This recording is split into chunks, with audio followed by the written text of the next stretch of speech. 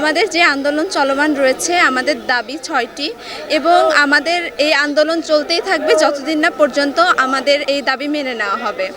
আমাদের এর মাঝে কারিগরি বোর্ডের সম্ভবত একটি কমিটি দেওয়া হয়েছিল, যারা আমাদেরকে আশ্বাস দিয়েছিল যে আমাদের দাবিগুলো তারা পূরণ করবে, কিন্তু তারা বলেছে পরবর্তীতে শোনা গেছে যে তারা এরকম ধরনের কথা বলেছে যে আমাদের ৬টি দাবির মধ্যে কিছু দাবি যৌক্তিক, কিছু দাবি অযৌক্তিক, কিন্তু আমরা সকলেই জানি এবং যে কেউই বলবে আমাদের ৬টি দাবি যৌক্তিক। এই জন্যে আমরা আমাদের কর্মসূচি আবার কঠোর থেকে কঠোরতম করব যতদিন না পর্যন্ত আমাদের এই দাবি মেনে নেবে।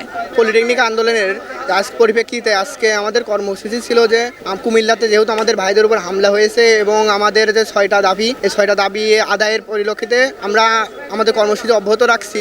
এজন্য আজকে কুষ্টিয়া পলিটেকনিক ইনস্টিটিউটে ছাত্রদের নিয়ে একটা আন্দোলনের ডাক দেওয়া হয়েছিল এবং আমাদের আজকের কর্মসূচি আশা করি সফল হবে এবং আমরা আজকে প্রশাসনিক ভবন সহ অফ করে দিয়ে যাব, কারণ এইভাবে আমরা প্রতিদিন আন্দোলন করে যাচ্ছি, তারা কোনো আমাদের খুব একটা রায় আমরা পাচ্ছি না। 18 তারিখ রায় দেওয়ার কথা আছে, তো ততদিন পর্যন্ত কলেজ অফ রাখার সিদ্ধান্ত নেওয়া হচ্ছে এবং আমাদের 6টা দাবি যতদিন না পর্যন্ত মানিয়ে নেওয়া হবে ততদিন আমরা এইভাবে আন্দোলন চালিয়ে যাব। আজকে আমরা পলিটেকনিক কুষ্টিয়া পলিটেকনিক ইনস্টিটিউটে শান্তিপূর্ণ বিক্ষোভ মিছিল করছি এবং প্রশাসনিক ভবনে তালাবদ্ধ করে দিয়েছি এবং আন্দোলন যতদিন আমাদের মানা হবে না ততদিন পর্যন্ত আমরা আন্দোলন চালিয়ে যাব এবং আন্দোলন আমরা চূড়ান্ত পর্যায়ে যাব।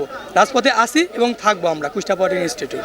আমাদের কেন্দ্র ঘোষিত যে সিদ্ধান্ত মোতাবেক আমাদের 6 দফা যে দাবি ছিল, আসলে আমাদের 6 দফা দাবি এখন পর্যন্ত বাস্তবায়ন করা হচ্ছে না, যার দাবি পরিপ্রেক্ষিতে আমাদের কেন্দ্র ঘোষিত সিদ্ধান্ত অনুযায়ী আমরা আমাদের ক্যাম্পাস যে আমাদের প্রশাসনিক কার্যক্রম আছে সবগুলো আমরা ব্লক করে দেবো ইনশাল্লাহ আজকে। এবং আমাদের এই দাবি যতক্ষণ না মানা হবে ততক্ষণ আমরা আমাদের এই আন্দোলন চালিয়ে যাব এবং আমরা খুব শীঘ্রই আমরা কঠোর থেকে কঠোরতর পরিস্থিতির দিকে যাব ইনশাল্লাহ।